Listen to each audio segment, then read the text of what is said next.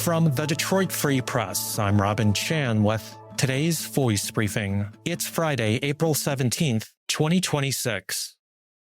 This is Todd Spangler, Washington correspondent for the Detroit Free Press.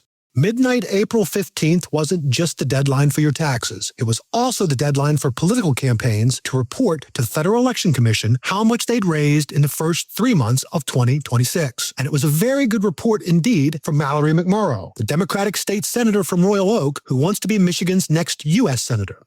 McMorrow reported raising $3 million during the period. That's $1 million more than that raised by Congresswoman Haley Stevens of Birmingham and $730,000 more than former Health Director Abdul El-Sayed of Ann Arbor. In fact, McMorrow entirely erased the financial edge Stevens previously had in the Democratic primary race. That's not the only good news for McMorrow. A poll done by Emerson College of Boston and Wood TV of Grand Rapids showed McMorrow and El-Sayed tied for the lead in the primary race, with Stevens well behind. Stevens' pollster says the poll was flawed, however, and her campaign says the race remains very competitive. By the way, former Congressman Mike Rogers of White Lake appears to have all but sewed up the Republican nomination, with President Trump's endorsement, more than $4 million in the bank, and support pouring in from outside sources. The primary is August 4th.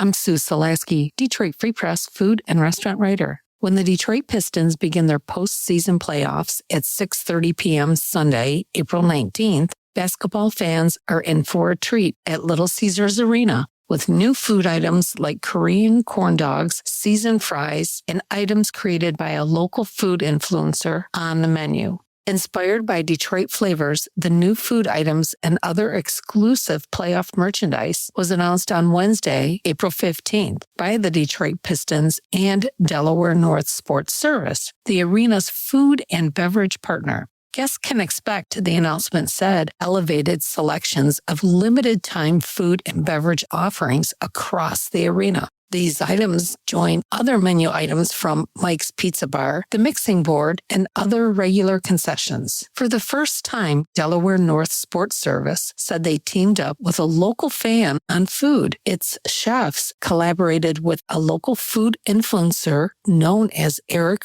Loves Cooking on social media platforms, who created 2 options, a smash burger and a deli steak sandwich, that will be available at the new Detroit Street Lab at Portal 28. The Detroit Street Lab is a nod to Detroit's street food culture and designed for speed, flavor, and creativity. You will find the details of all the new food offerings for the Pistons playoffs at free.com.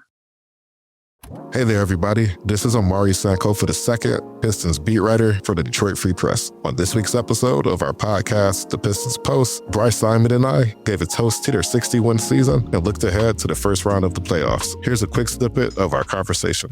I think all of these teams will give some sort of challenge, right? Charlotte with their offense, Miami because it's Miami, and Orlando is just sneaky. They've been weird all year, but they are kind of healthy right now. I just don't know if they're going to be able to gel together enough, but they can defend when they're really locked in. They have some high-level players, and so I think any of these teams will give Detroit a real challenge, but I think Detroit is here for it. I said this last night. They won 60 games. I'm sure you could go through their schedule and nitpick things here and there, and this guy didn't play, and this was an outlier shooting game. 60 wins, 0-2. There's something about your team and the foundation of your team and your culture to win 60 games in the regular season, and I have to believe that's going to pay off in the playoffs and show itself in the playoffs. So to answer the other part of your question, I want them to play Charlotte, and please, if a Charlotte Hornets fan hears this, do not aggregate that I'm saying that that's the easy matchup. I think it's the most fun matchup. You can hear that full conversation in this week's episode of The Pistons Post, which is available wherever you listen to podcasts. And as always, you can find our latest coverage on freep.com/sports.